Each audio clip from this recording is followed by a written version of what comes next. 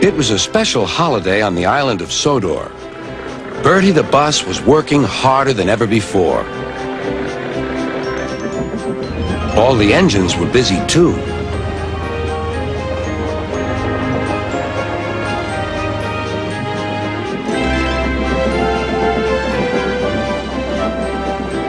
Duck was waiting for his next journey.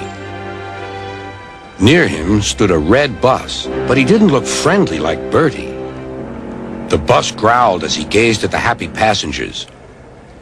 "Stupid nonsense," he grumbled. "I wouldn't have brought them if I'd known. I'd have had a breakdown or something."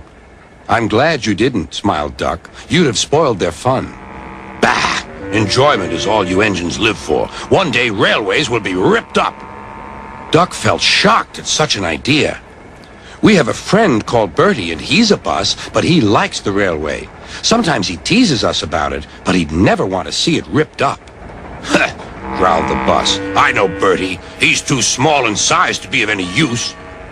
Duck took no notice. That bus is silly, he thought, as he steamed away. At the junction, Duck told Oliver all about him. "I call him Bulgy," chuckled Oliver, and then he puffed happily away. But that afternoon, when the two engines met again, Oliver was no longer laughing. "Bulgy's friend has come," he said. "He's rude too. He's taking Bulgy's passengers home and leaving Bulgy free to steal ours." "But he can't," objected Duck. "Bulgy says he can get them to the big station before us." "Rubbish," replied Duck. "It's much farther by road." "Yeah," continued Oliver, "but Bulgy says he knows a shortcut."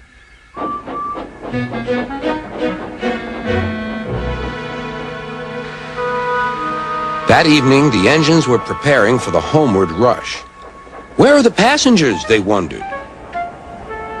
"Look!" shrilled Oliver. "Look at Bulgy! He's a mean scarlet deceiver."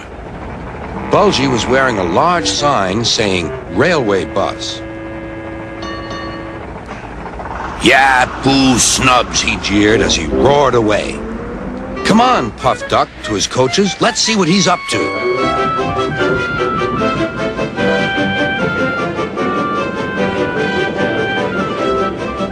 Duck wanted to get back at Bulgy, but he wasn't sure how.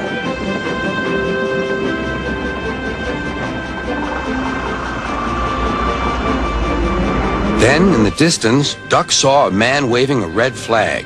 That meant danger. The line here crosses a narrow road, and there was Bulgy, wedged firmly under the bridge. "So this was his shortcut," chuckled Duck. "He tricked us," shouted Bulgy's passengers. "He said he was a railway bus, but he wouldn't accept our return tickets. He wanted us to think railways are no good." Duck's crew examined the bridge.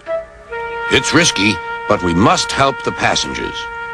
"Passengers are urgent," agreed Duck. Duck slowly and carefully set off across the bridge. Bulgy wailed as he felt the bridge quiver. "Oh! Oh!"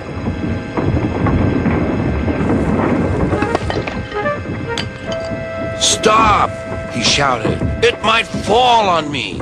"That would serve you right for telling lies," said Duck. But the bridge didn't collapse. Duck made good time, and all the passengers caught their trains.